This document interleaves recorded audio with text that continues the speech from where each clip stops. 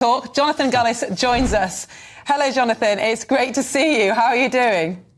I'm good, Miriam. Thank you. It's good to see you as well. Thank you for the full name. It should have been rebranded that in the bloody boundary review, but we didn't get lucky on that occasion. Well, I remember you reading out the full name many, many times in Parliament, so I couldn't help but say it live on air.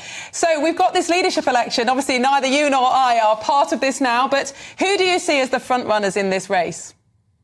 Well, look, Miriam, I'll be backing Priti Patel to become the leader of the Conservative Party because for me, what we need is someone who has experience. Priti served in William Hague's private office after that crushing defeat in 1997. She's held great offices of state under Cameron, May and Johnson. She was not part of the Liz Truss nor the Rishi Sunak governments. She's been principled. She was one of the stalwarts of Brexit, one of those who stuck their neck on the line. She obviously rebelled against things like the Windsor Framework as well, so stayed true to her principles and her values, but whilst doing that, also remained loyal to the Conservative Party and wasn't trawling the airwaves, wasn't writing articles that would have been unhelpful to the party brand. And for those reasons, I think she's got the experience and the ability to bring the broad church of the Conservative Party together whilst having a very clear offer to the electorate, something that you've been advocating on social media, Miriam, that the Conservatives need to return to. The party of family, party of low tax, the party of tough borders and strong... And certainly she's very popular with the membership, and you and I know her well. She's a lovely person. But surely one of the problems is that we know we lost the election because of immigration, because of uncontrolled immigration over the last few years. And sadly, Priti Patel was the Home Secretary when the numbers increased so substantially in the last 2 or 3 years. So do you think this is going to be a problem for her, not only with the Parliamentary Party, but also amongst the membership?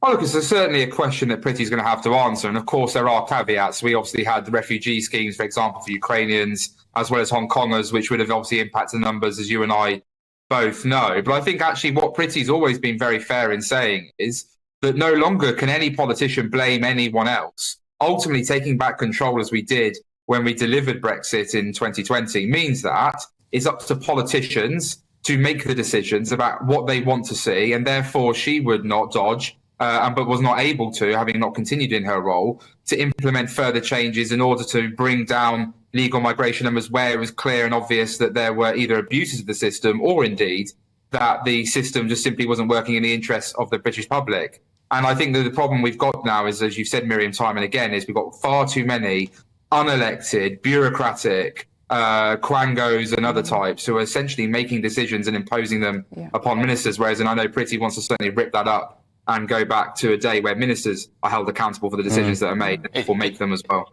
Easier said than done, though, Jonathan. What do you make of Nigel Farage saying that more Tories will defect to Reform UK in the coming weeks and months and years?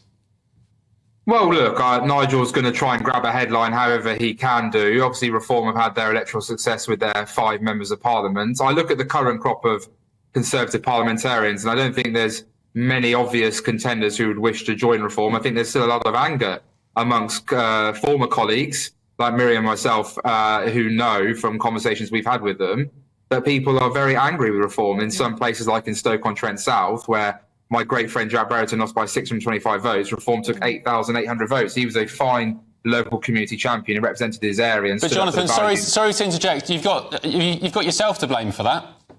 The Conservative Party. It's not Reform's fault.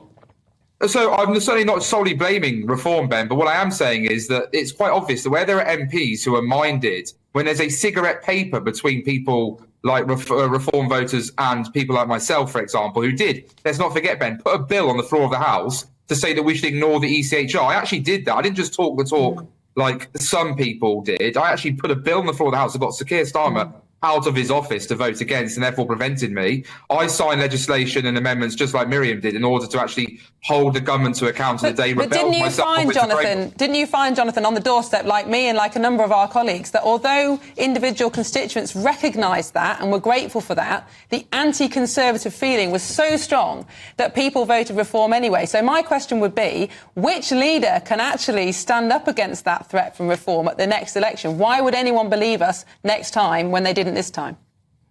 And absolutely, Miriam. And Ben, to answer you what you made a point earlier, again, just to quickly say, the Conservative Party failed to deliver.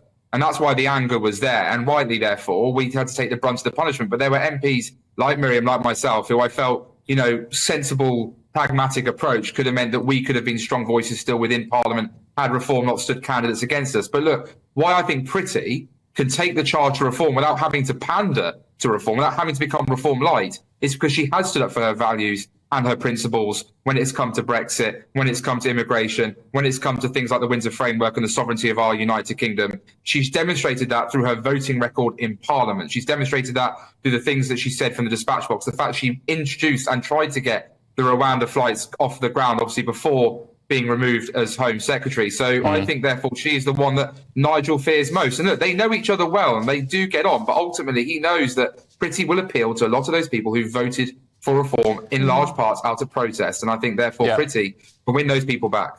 OK, yeah, they do indeed know each other well. I think they like a day out at the races together and like a little tipple together as well. Jonathan Gullis, thank you very much for your time.